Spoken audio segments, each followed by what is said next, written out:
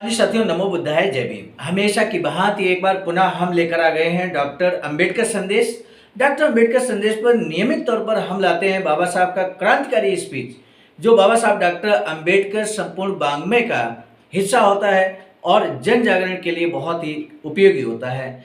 आज का डॉक्टर अंबेडकर संदेश, जो कि आपको आवाज का ऑफिशियल यूट्यूब चैनल पर मिलने जा रहा है, आज का जो स्पीच है हम आपको बता दें, बाबा साहब डॉक्टर अंबेडकर संपूर्ण वाङ्मय खंड 38 का हिस्सा है और पहला ही स्पीच इस संपूर्ण वाङ्मय के इस खंड के पहला ही स्पीच बाबा साहब का है, जो बाबा साहब देते हैं 21 और 22 मार्च 1920 को।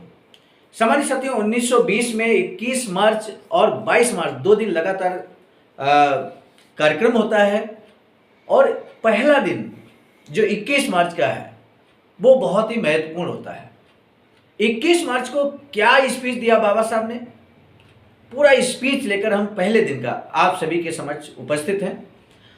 हम आपको बता दें, बाबा साहब का जो पहले दिन का स्पीच का विषय है वो यहाँ पर स्पष्ट तौर पे दिया गया है।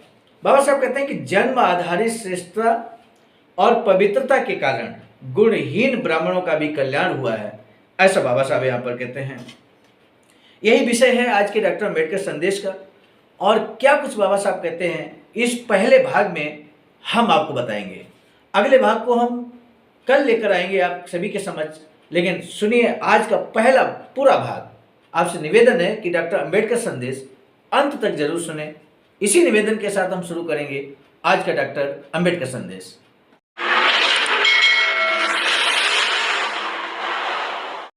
सामान्य साथियों, आज का क्रांतिकारी डॉक्टर अंबेडकर संदेश लेकर हम उपस्थित हैं आप सभी के समक्ष। यहाँ पर आज का डॉक्टर अंबेडकर संदेश जो कि प्रसारित किया जा रहा है स्थान Buddha Bodhisattva Ambedkar international centre BBIC Sarnath Varanasi राज्य उत्तर प्रदेश के सौजन्य से। आज का विषय हमने पहले ही आपको अवगत करा दिया है और हम आपको बता दें आज का जो प्रथम भाग है वो 21 मार्च 1920 को बाबा साहब क्या कुछ कहते हैं, ये हम आज के बाबा साहब के स्पीच में, जो बाबा साहब का हूबहू स्पीच है, बाबा साहब के इस शब्दों में हम आप तक लेकर उपस्थित हो चुके हैं।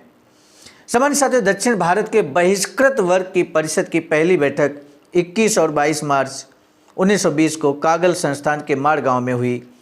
पहले दिन चैत्र प्रतिपदा थी, फिर भी सभा में लगभग 5000 लोग इकट्ठा हुए थे। इससे भी ज़्यादा लोग जमा होते यदि आसपास के कई गांवों के कुलकर्णी, तलाठी आदि लोगों ने बहिष्कृतों को ये न समझाया होता कि ये सभा धर्मांतरित लोगों की है और उसके अध्यक्ष भी धर्मांतरित ही हैं, इसलिए ऐसी सभा में जाना ठीक ना होगा। ऐसा भ्रमित प्रचार कर सभा के बारे में लोगों में दुष्प्रचार किया गया। सभा में कोल्हापुर दरबार के वरिष्ठ श्रेणी के और बहिष्कृतों के हितैषी लोग उपस्थित थे। सामान्य साथियों, आपने एक बात यहाँ पर महसूस की होगी कि जिस समय बाबा साहब क्रांतिकारी आंदोलन कर रहे थे, यूँ कहें कि राजनीति में कदम रखा था बाबा साहब ने 1920 में, बाबा साहब के आंदोलन को फेल करने के लिए इस तरह से बैकग्राउंड में भी कूट रचित रणनीतियाँ बनती थी कि कार्यक्रम किस तरह से फ्लॉप किया जा सके। फिर भी 5000 लोगों की वहाँ पर संख्या उमड़ती है, ये बहुत बड़ी बात है। कुछ ब्राह्मण भी मौजूद थे, लेकिन डिप्रेस्ड क्लास मिशन और अन्य बहिष्कृतों के लिए संघर्ष करने वाली किसी भी संस्था का कोई मच्छर तक उपस्थित नहीं था। ये बात ध्यान में रखने लायक है। पहला दिन परिषद की कार्रवाई 21 तारीख को 5 बजे शुरू हुई। सबसे पहले स्वागत समिति के अध्यक्ष श्री राजे साहब इनामदार का भाषण हुआ। इसमें उन्होंने त्यौहार और घरेलू समस्याओं को नज़रअंदाज कर इस छोटे से गांव में सभा के लिए आने के लिए प्रतिनिधियों का आभार प्रकट किया।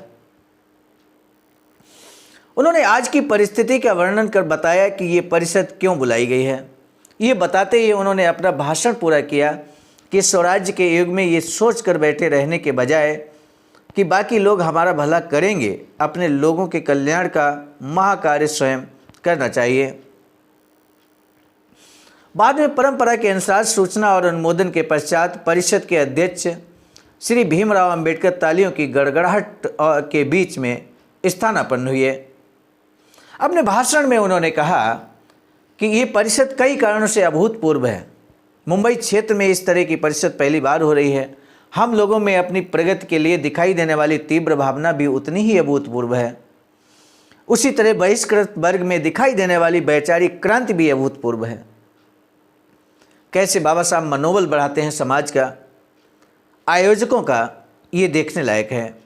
आज तक हमारे लोगों को लगता था कि हमारे दुर्भाग्य के कारण हमारी स्थिति दयनीय हुई है और दुर्भाग्य पर काबू पाना हमारे हाथ में न होने के कारण हमें इस विकट स्थिति को चुपचाप सहना चाहिए।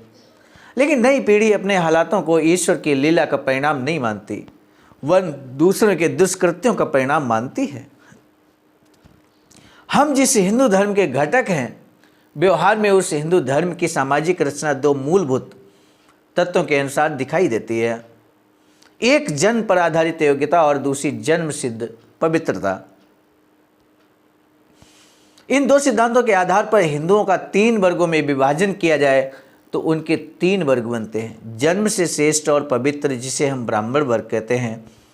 वर्ग सेकेंड है जिसकी जन्म पर आधारित श्रेष्ठता और पवित्रता ब्राह्मणों से थोड़ी कम है, ऐसा गैर ब्राह्मण वर्ग।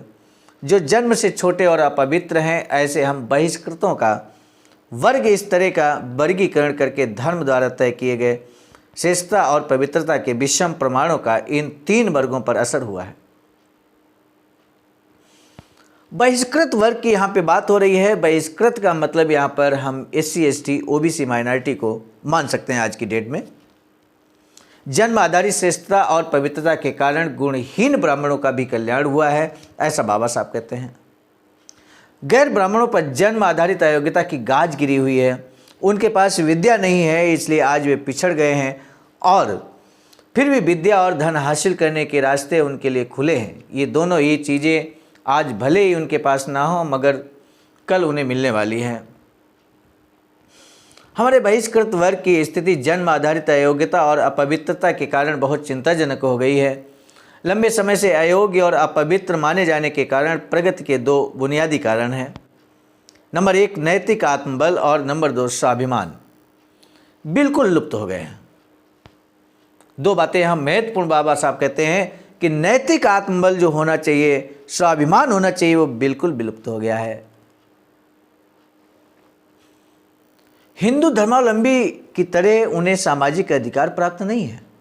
वे स्कूलों में जा नहीं पाते, वे सार्वजनिक कुओं से पानी नहीं भर सकते, रास्ते पर नहीं चल सकते, वाहनों का उपयोग नहीं कर सकते, आदि छोटे मोटे अधिकार भी उन्हें हासिल नहीं है। जन्म पर आधारित अयोग्यता और अपवित्रता के कारण उनका आर्थिक नुकसान भी हुआ। व्यापार, नौकरी और खेती, ये धन अर्जन के 3 मार्ग उनके लिए खुले नहीं हैं। अस्पृश्यता के कारण ग्राहक ने न मिलने से उन्हें व्यापार करने की सुविधा हासिल नहीं है। छुआछूत के कारण उन्हें नौकरी नहीं मिलती और कभी कभी योग्य होने के बावजूद बाकी लोग उनके मातहत काम करने के लिए इसलिए राजी नहीं होते कि वे निचली जाति के हैं, इसलिए उन्हें नौकरी मिलना मुश्किल होता है। इसी भावना की वजह से उनको सेना से बेदखल कर दिया गया है। मरे हुए मवेशी के ज़मीन के टुकड़े के अलावा खेती किसके पास है? कृषि के क्षेत्र में भी उनकी यही हालत है। इस तरह से सताए हुए समाज की उन्नति हो नहीं सकती। प्रतिभा और अनुकूल परिस्थिति दोनों ही उन्नति के लिए जरूरी हैं। बहिष्कृत समाज में प्रतिभा की कमी नहीं है, ये सभी मानते हैं, लेकिन इसका विकास नहीं हो पाता। तो इसकी वजह ये है कि परिस्थितियां अनुकूल नहीं हैं। परिस्थितियों को अनुकूल बनाने के लिए कई उपाय सुझाए जाते हैं,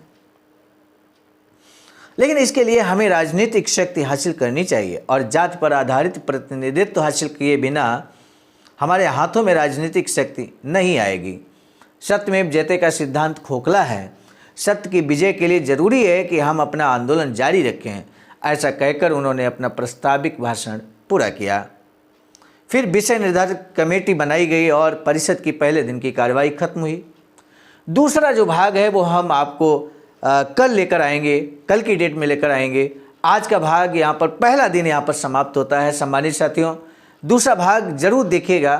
पहला भाग आपने अंत तक देखा, इसके लिए आपका तहे दिल से हम साधुवाद व्यक्त करते हैं, धन्यवाद ज्ञापित करते हैं।